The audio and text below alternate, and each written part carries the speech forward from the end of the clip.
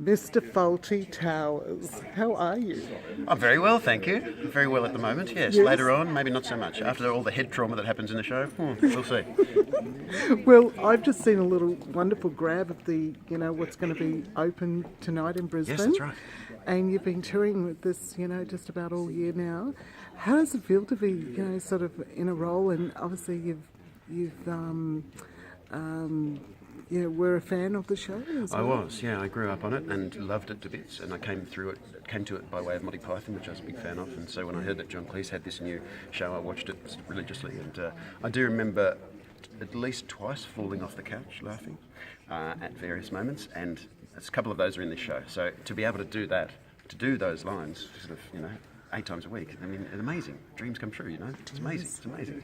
If you could have told the 13-year-old me that I'd be doing this, it would have blown his tiny mind. Yeah. It's glorious. That's superb.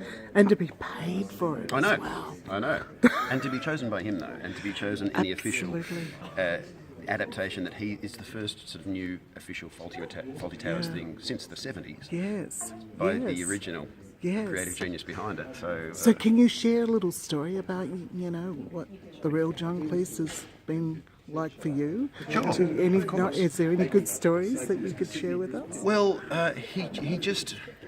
There's no juicy, scurrilous gossip, I'm afraid.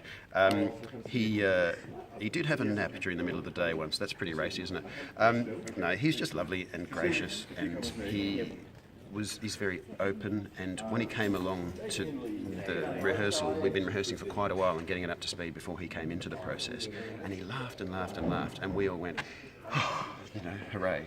Yeah. And after that, he would have very small notes for us, little things, tweak this, look over there once instead of twice, do just really fine-tuning.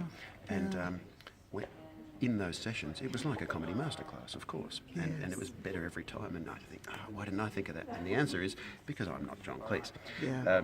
And he's just brilliant. He makes it better every time. I think the kid's got a future. Wow. Well, I from what I've seen, it looks amazing, and you all look perfected to the roles. So.